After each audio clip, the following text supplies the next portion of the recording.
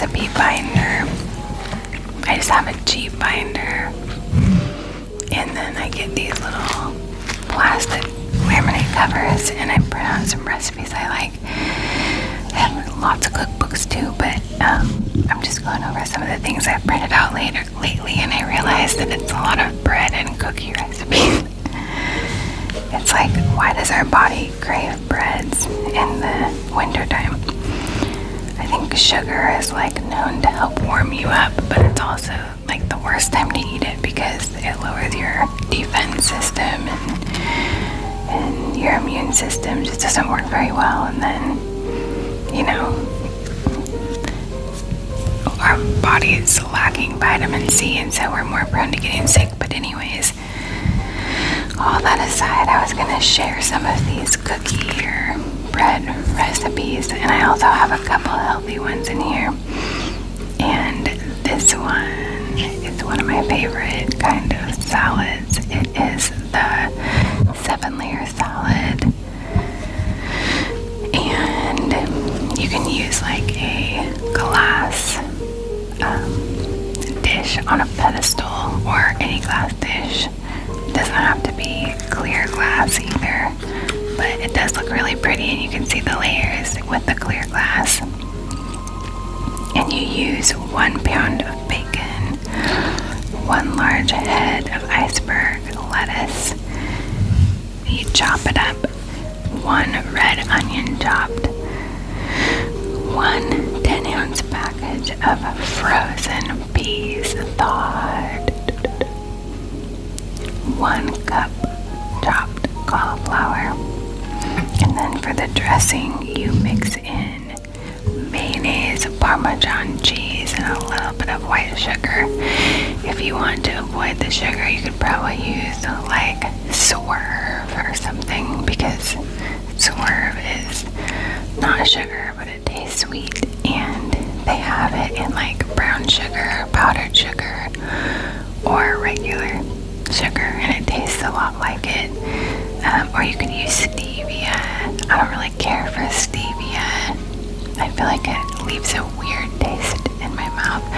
Although I am drinking the Nut Pod coffee creamer, which is sweetened with stevia right now.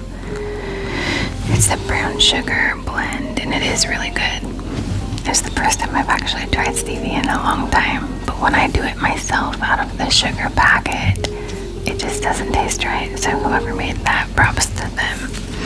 Okay, so for the dressing again, you want to use 1 1/4 cups of mayonnaise, 2/3 cup grated Parmesan cheese, and 2 tablespoons of the white sugar. And you can just use the same exact amount with Swerve that you would with white sugar. So for the salad, you're just gonna layer it, and you can do like multiple layers. Like you can do bacon, lettuce, onion, peas, cheese, cauliflower, and then again, or you can just, and then actually before I've taken a casserole dish when I needed something extra large, and I just wanted to mix it together, and I mixed it together, and it wasn't layered at all, but it was really good like that. So that is the 7-layer salad. Something else that my family really loves is this healthy granola recipe. It is really expensive at the store, but if you can make it on your own, then do it, because it'll save you so much money. It's so much cheaper.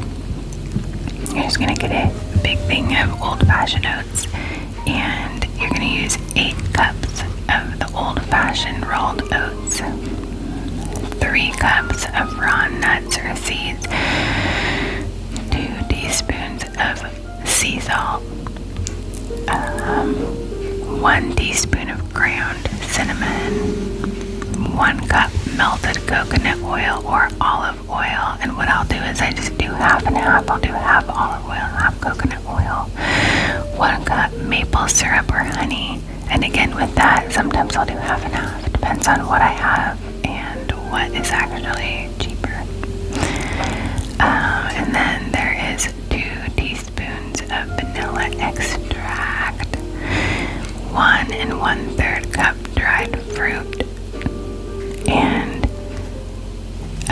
you can like add in whatever else you want. Like if you wanted some mini chocolate chips or coconut flakes or something like that, but I do not add in seeds. Oftentimes I'll just make a big batch of this and fill it in one of my clear glass jars, and then, you know, because of course it does not need to be refrigerated, so I keep it out on my counter in a clear glass jar, like as if you would for dried beans or split peas or something. Just, it's kind of like to showcase it in a pretty way.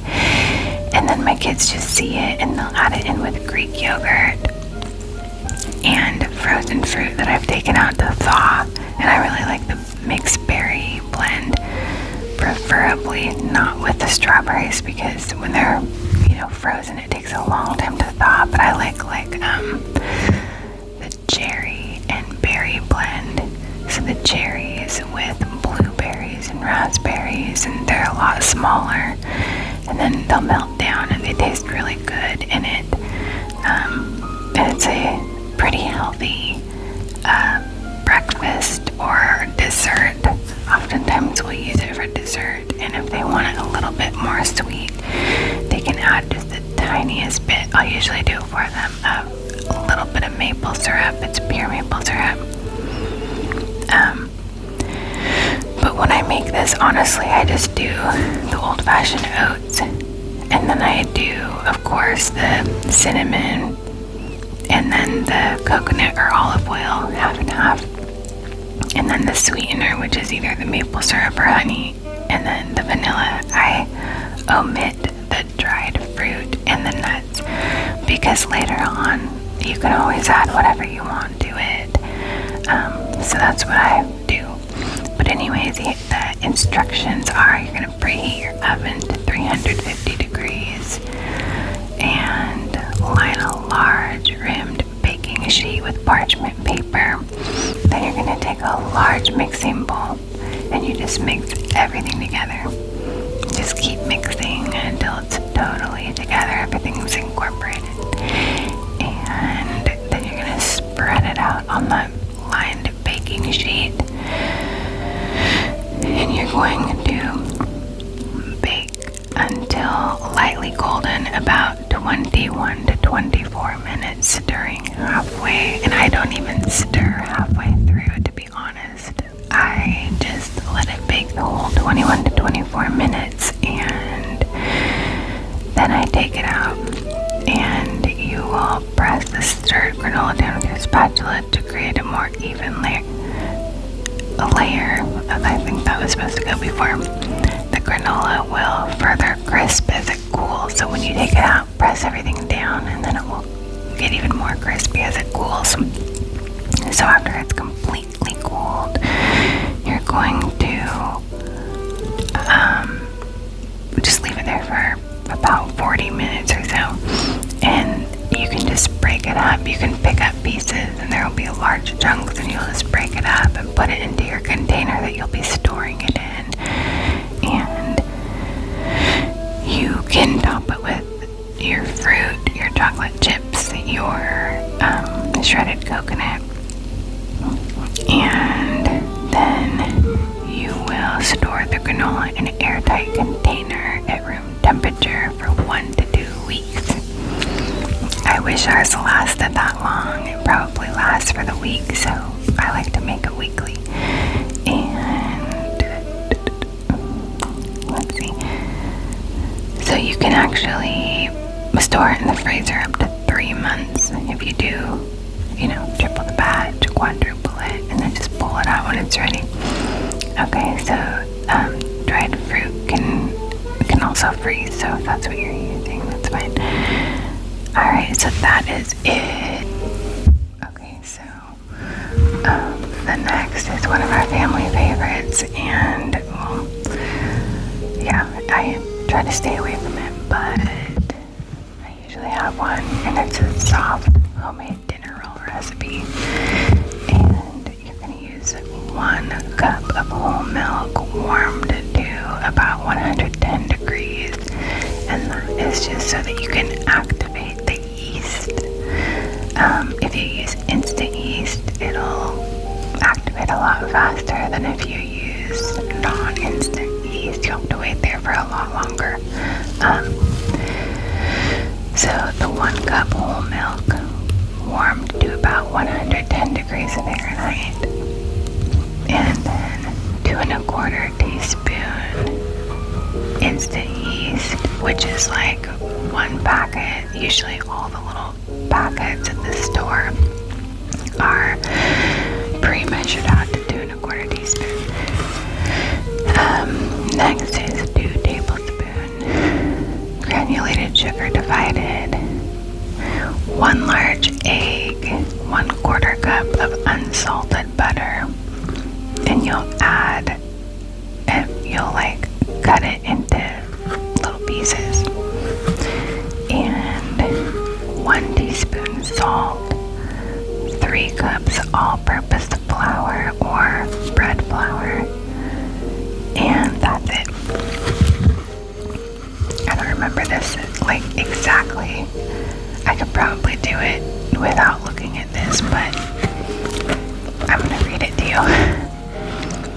So to prepare the dough, you're going to whisk the warm milk, yeast, and 1 tablespoon of sugar together in the bowl. You're gonna mix it, and you will cover and let it sit for 5 minutes, and it will end up rising. You can use this with a mixer, or you can mix it with your hands.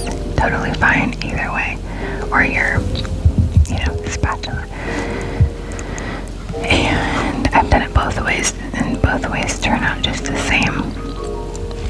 Just make sure that you mix it thoroughly, and then you will add in the remaining sugar, egg, butter, salt, and 1 cup flour, and then you will mix again.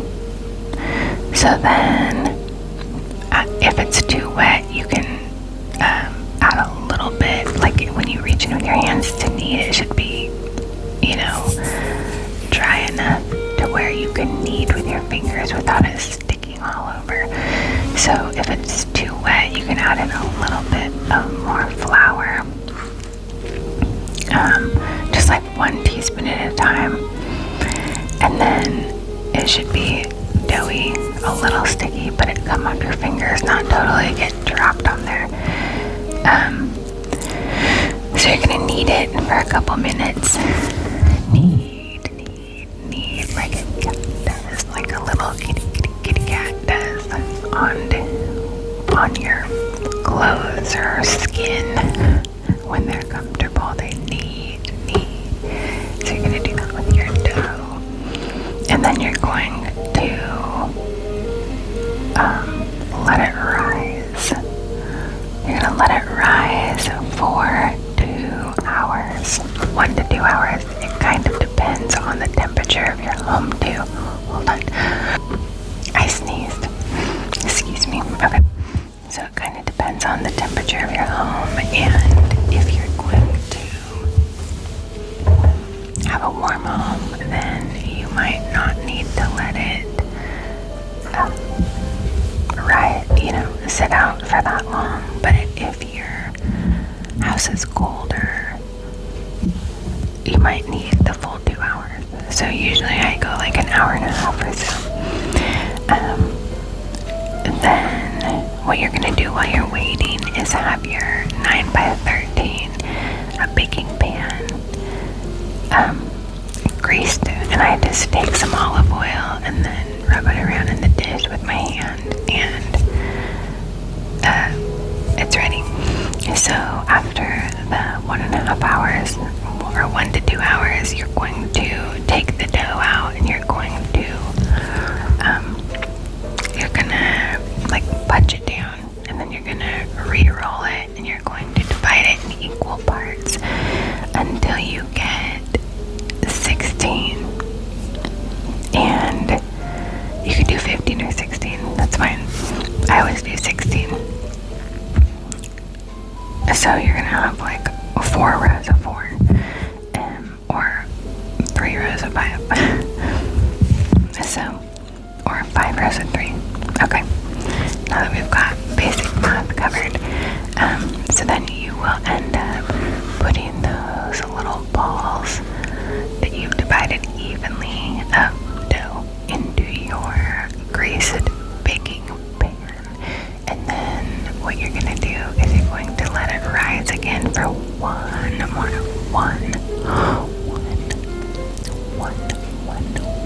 one more hour. So then after it's done rising, and make sure that when you're letting the dough rise that you cover it like with a tea-cloth towel, a flour sack towel, or just like a paper towel. Just cover the dough, especially if it's going to be in those summer months when bugs are in. But anyways, you just want to cover it and let it chill out for a while it's rising. Then when you go back and you take the cover off of it, you'll be pleasantly surprised to see that your dough has once more expanded, filling in your dish. There's not going to be any more spaces, really. And then you're going to go to bake it, and you're going to adjust the oven rack to the lowest position, and in that 350 degree preheated oven you're going to put those rolls in, and you will be baking for 20 to 25 minutes.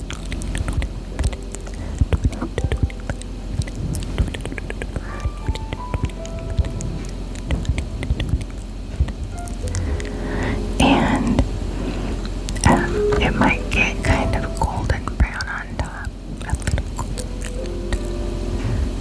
And you're just going to remove from the oven, and if you want you can brush with honey and butter. I don't do that. I just take the rolls out, we eat them fresh, we kind of tear it open, or you can slice into them and put some butter on it, and you can put some honey on it, especially raw unfiltered honey. And another good thing is strawberry jam.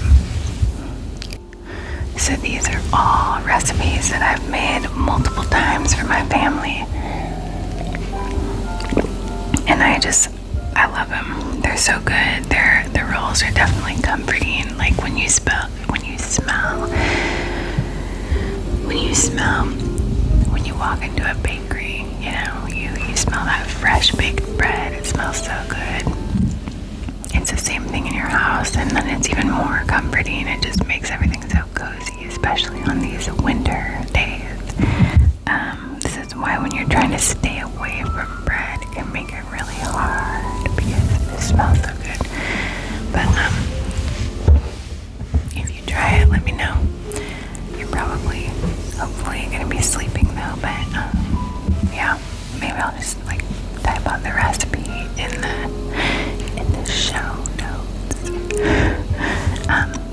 And yeah, tell me what you put on yours. Some people like when it comes straight out of the oven. If you want more of a dessert, you can put some Nutella on it. But we don't buy Nutella. But you could do some kind of chocolate sauce with cacao and butter and swerve, and make it keto friendly even.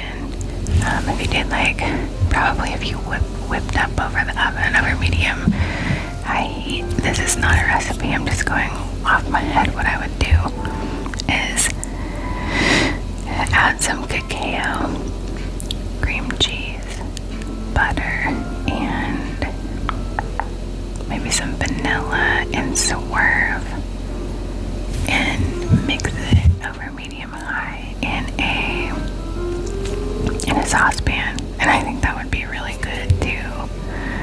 It would be like a sugar-free, chocolatey. I mean, why does it matter if you're eating bread? But if you're not afraid of carbs but sugar, there you go. Everybody has some kind of diet they're doing these days. So anyways, yeah, it's a thought. That would would be good anyways, just to go on like a keto wrap. So these are recipes that, yeah, like I said, I have tried. I make them all the time. I do the 7-layer salad. Sometimes I will say the onion can get a bit strong, so I have opted out the purple onion or green onion. That's worked out really nicely. If you do not want too much of a spice, sometimes the onion can cause heartburn. Another good tip for onion is soaking it in ice water for like 30 minutes. Your chopped onion, and it'll take some of that spicy sting away. So, so it's much more pleasant to eat in your food dishes. And so yeah, try the 7-layer salad, the healthy granola, and the soft dinner rolls. And then I will do another recipe one because this is fun. I really do like cooking and making things and sharing recipes. So I hope you enjoy some of these, and maybe it will inspire you to make something good.